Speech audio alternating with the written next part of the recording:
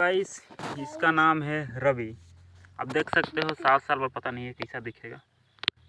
तो मैं बोलना चाहूँगा what is Newton's law of motion. बता भाई क्या है न्यूटन लॉ ऑफ मोशन। ये थोड़ी जानेगा भी। तो 6वीं कौन सी क्लास में है तू? 7वीं। हाँ 7वीं क्लास में है। ये धान है, खाएगा तू? नहीं खाओगा। दिखा तो इसको मैं खाऊँ। अरे ये कहाँ था। तो मैं बताना चाहता हूँ कि क्या बताऊँ यार, कुछ समझ में नहीं आ रहा। हाँ एक बात बोलता हूँ आपको। मैं एक बात पूछता हूँ, ठीक है ना? आखिर ये जितने भी हमारे आसपास जो भी चीज़ें हैं, पेड़ पौधे नदी हवा पानी जो कुछ भी है, आखिर सारी चीज़ें नियम रूप से कैसे चल रही मुझे समझ में नहीं आता। सब एकदम फिजिक्स के लॉ से कैसे बंधे हुए यार। सही आप देख लो, ग्रेविटी भी अपने हिसाब से काम करती है। फोर्स भी, फोर्स का मतलब है किसी चीज़ को एक्सेलरेट करना है? और जितने भी टाइप के जितने भी फोर्स हैं, जो फंडामेंटल फोर्सेस हैं, वो नियम के मुताबिक कैसे काम करते हैं समझ में नहीं आता यार सही में। और इसको देख लो, वहाँ वो लगा है वो पोल खंभा, उस पर तो वायर है और वायर में करंट बह रहा है। बट अगेन फिर वो इसमें जो करंट बह रहा है उसको हम मैथमेटिकली सारी चीज़ों को डिस्क्राइब कर सकते हैं। और मैथमेटिकली यदि किसी चीज़ को डिस्क्राइब कर सकते हैं, इसका मतलब क्या हुआ? वेल आप सही समझें कि वो भी नियम से बंधा हुआ है। आखिर ये कैसे है बताओ ना?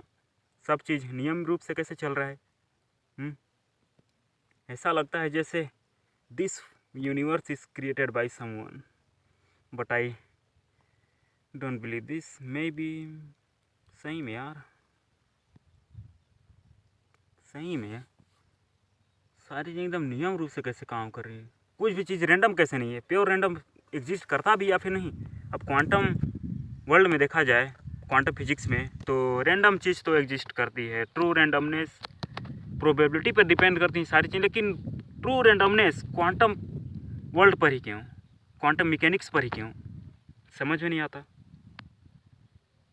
आखिर ट्रू रैंडमनेस एग्जिस्ट करता भी यदि क्वांटम मैकेनिक्स पर, तो फिर वो जब मतलब क्या बोलते हैं इसको, हाँ आउटर वर्ल्ड में, मतलब क्लासिकल फिजिक्स पे यदि देखें, यानी क्वांटम मैकेनिक्स से तो ये क्लासिकल फिजिक्स डेराइव हुआ है, ठीक है ना?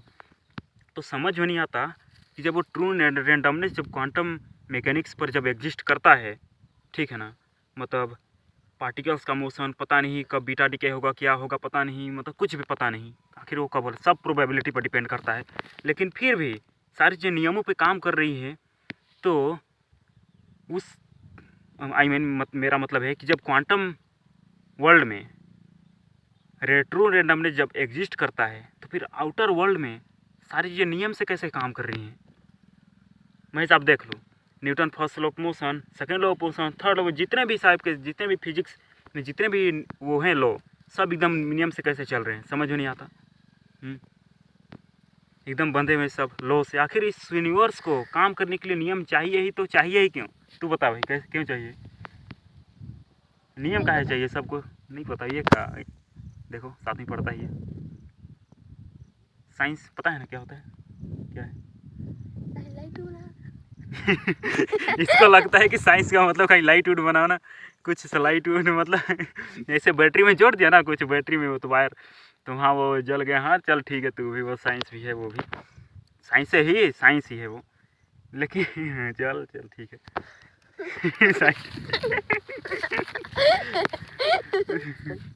सही में यार सारी चीज़ें नियम से कैसे काम करी, मुझे यही तो सबसे ज़्यादा, इसीलिए मुझे नेचर में सही बताऊँ ना, तो नेचर वाकई मेरे को सही में बहुत ज़्यादा इंटरेस्ट लगता है नेचर में। सही बताऊँ तो इसको नियम लॉस को समझना, इसके सारी चीज़ों को समझना, आखिर सारी चीज़ नियम से कैसे काम करी सही में यार। और मैथमेटिक्स तो सीखना ही होगा इसके लिए। मैथमेटिक्स इसका मतलब टूल है वो। आप किसी चीज़ को संदूक में यदि पैसा भरा है, पैसा को मान सकते हो आप कि नेचर के लॉस को, तो उसको खोलने के लिए तो मैथमेटिक्स चाहिए ही आपको। मैथमेटिक्स चाबी है। आप बक्सा वो बॉक्स है, उसमें बहुत सारे ज्ञान भरे हैं, तो उसको खोलने के लिए आपको चाबी चाहिए जो कि मैथमेटिक्स है। और वो बॉक्स क्या है? यूनिवर्स के सारे लॉस। तो इसी तरह के मतलब इसी तरीके से मैथमेटिक्स से समझने का एक मात्र बहुत अच्छा जरिया है। सही बताऊँ तो बहुत अच्छा जरिया है फिजिक्स के नियमों को समझने के लिए। वीडियो बंद तो नहीं हो गया? अच्छा नहीं हुआ है। आप देख सकते हो हम लोग धान भरने आए थे, एकदम मस्त। ये टुन इसका नाम रवि है, इसका हाँ सरनेम सरनेम क्या, हाँ मतलब प्यार से टुन टुन कह के पुकारते थे। वो बचपन में आता था ना छोटा भीम वाला वो कार्टून, तो वो बचपन में वो देखा करता थे इसके, मतलब पड़ोसी आस पड़ोस लोग, तो ये पता नहीं क्या बस इसका नाम टुन टुन उसी में आता था ना, उसमें छोटा भीम में, तो बस इसका नाम टुन टुन पकड़ दिया सब। ना यार, वैसे ही वही है। तू बोल यार कुछ बोलना।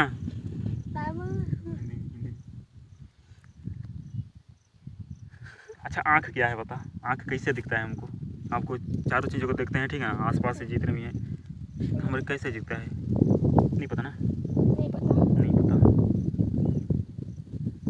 सही है यार, this universe is truly amazing, मानना पड़ेगा।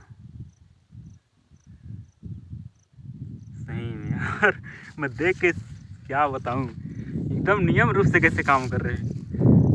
आखिर नियम चाहिए थे क्यों? पहला सवाल तो मेरा ये है, आखिर इस यूनिवर्स को काम करने के लॉ चाहिए ही तो चाहिए क्यों? आखिर आखिर यही लॉ क्यों हैं, दूसरे लॉ क्यों नहीं है? आखिर ग्रेविटी हमेशा अट्रैक्टिव फोर्स क्यों है, रिपल्सिव क्यों नहीं है? जैसे इलेक्ट्रोस्टैटिक फोर्स रिपल्सिव भी है और अट्रैक्टिव भी है, तो आखिर ऐसा क्यों है? मतलब सारी चीज़ें एकदम बैलेंस्ड रूप में हैं। आप देख रहे हो रिपल्सिव मतलब इलेक्ट्रोमैग्नेटिक फोर्स जो इसमें है वो ग्रेविटी से ज़्यादा बहुत ज़्यादा पावरफुल है, हैं? लेकिन फिर भी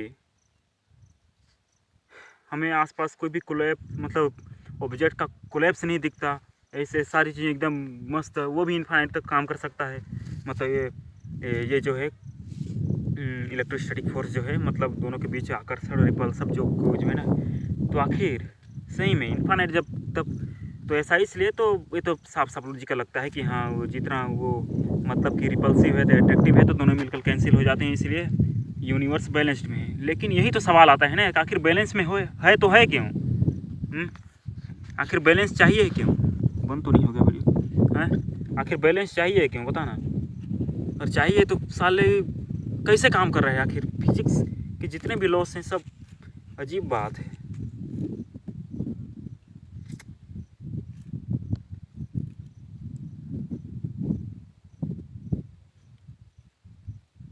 आखिर दूसरे लॉ क्यों नहीं है, यही लॉ क्यों है?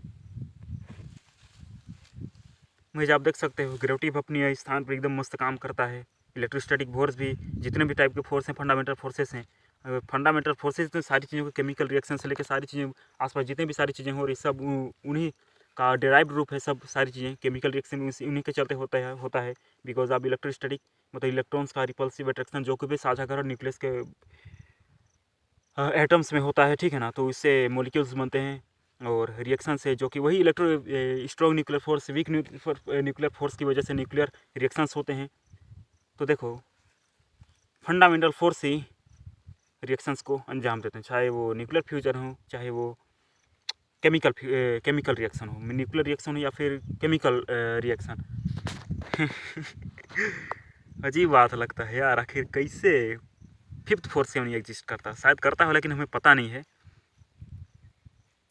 हमारी जो हमें मुझे तो नहीं लगता कि आखिर ट्रू रेंडमनेस एग्जिस्ट भी करता है मेरे हिसाब से, क्योंकि ये मुझे लगता है कि जितना भी है ना आसपास सब चीज़ें, जितनी भी सारी चीज़ें हो रही ना, हम सारी चीज़ें डिटर्मिनिस्टिक हैं।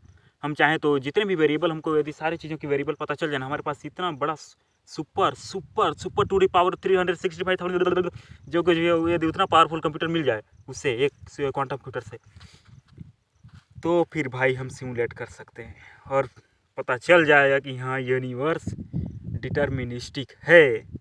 लेकिन फिर भी आई डोंट नो, शायद जैसे कोइन, आपको क्या लगता है यदि मैं यहाँ से कोइन फ्लिप कर दूँ तो हेड आएगा या टेल?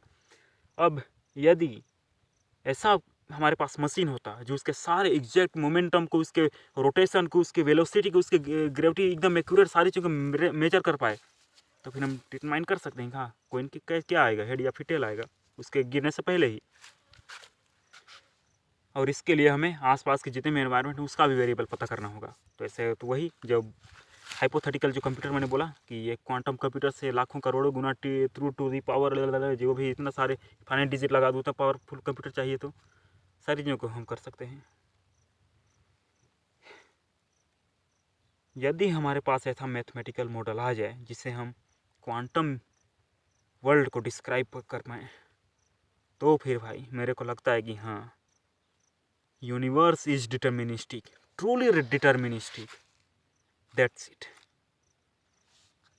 और मेरे को नहीं लगता कि हाँ ट्रू रैंडमनेस एग्जिस्ट करता है। शायद मेरे लिमिटेड नॉलेज के चलते ऐसा हो रहा होगा, लेकिन यदि शायद आगे पढ़ूंगा तो शायद ये जो अभी जो बोल रहा हूँ कि हाँ ट्रू रैंडमनेस एग्जिस्ट नहीं कर सकता, शायद वो करता भी, मे बी। जब करता भी है तो वो किस आधार पे होता है वो true randomness?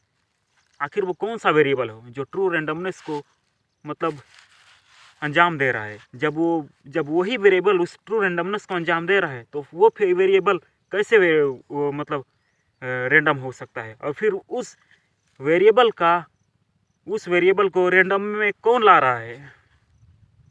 That's weird I think, सही में। ओके, चलो देखते हैं। बस ये पहला दिन है कम्युनिकेशन स्किल का। मेरे को फिजिक्स में ही वैसे इंटरेस्ट है बहुत ज़्यादा। आसपास की नेचर में जितनी भी सारी चीज़ें हैं उनमें मेरे को वाकई में काफ़ी ज़्यादा इंटरेस्ट है। मैं चीज़ों को समझना चाहता हूँ, आसपास जितनी भी सारी घटनाएं हो रही हैं उन सभी चीज़ों को। ये मेरा क्यूरियस माइंड है, मैं उसको जानने देता। ओके।